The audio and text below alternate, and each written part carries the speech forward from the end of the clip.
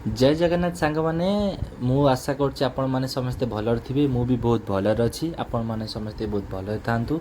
तो मोर fast blog start कर चगिल सहित। तो मोर एटा प्रथम ब्लॉग आशा करुच्ची आपण मैंने मत सपोर्ट करेंगे बहुत सारा भल पाइबा देवे।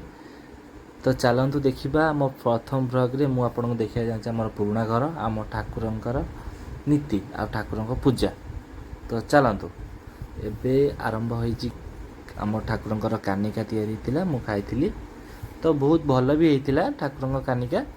तो आम चलीगलु ठाकुर पाख भाई को देखिए केमती अनैछि। तापर चगिली मो सहित आसी मंदिर को श्याम सुंदर बाबा राधा माधव बहुत सुंदर होती। आमर से बहुत पुराणा ठाकुर बापा पूर्वर बापा बापा पूर्वर। तो आमर ये रोषे कार्यक्रम चालू अच्छी ठाकुर प्रसाद आ डालमा।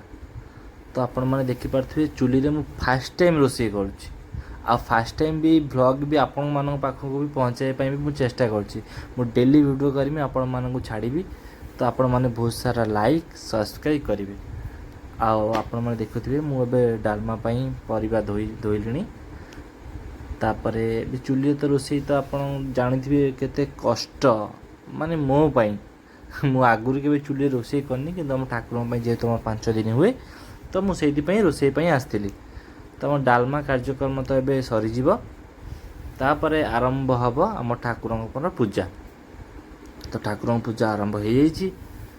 तो ठाकुर पूजा आपण मैंने देखिपे केते सुंदर मु भी सबुदिन करे आम बापा हरिका भी करती किंतु मु प्रत्येक थर आसिकी ठाकुर पाखे करे। आमर 3 मास थे ठाकुरंकर आमर पाली पड़े। आमर बहुत जन भी अच्छा से माने भी पूजा करती। तो राधा माधव को देखिले पूरा आखि मन पूरा भगवान जो लीला थाए से तो आमे भी किसी नुह। तो चलतु देखा एबे आमर ठाकुर सहित चंदन दिया चलती आउ चंदन मु ठाकुर देली। तापर ठाकुर प्रसाद प्रसाद तैयार हम डालमा भी तैयारी हो सारा। एबे आमर माँ को डाकिली जेहेतु सी प्रसाद बसईदेवे। तो चलतु आम बुलवा आम पुराणा घर केमती मुझे देखेबी। तो चलतु देखिए यहीटा हूँ आम पुराणा घर जोटि आम प्रथम रोलु किंतु एबे आम से रोहनु एबे सब से भांगी भंगी गला। ये आम गाँ आम आगुरी गाँव में रोलु। तो ये आम झी बड़ नना झी ये गोटे मामू को पुओ हे।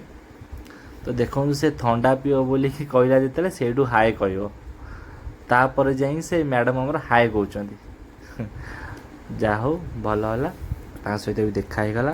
ठाकुर प्रसाद भी तैयारी ठाकुर पाखे भोग भी लगी जाइए। तो चलतु एबे ठाकुर को दर्शन कर दिंतु आ मनरू कहतु राधे राधे।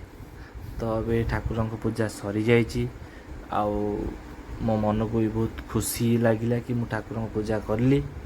तो चलतु एबे आम घर तो पहुँची गलु वर्षा आसवाई बापा तांकर धान फान सब गुड़े थे। तापर ताकू सब एखुणा ढांके माँ गाई गोरू को नहीं गले। यार नटखटी जमा रूप चले ये बहुत फुलुची वर्षा आईला सब कम कर फुला जमा सरीनी।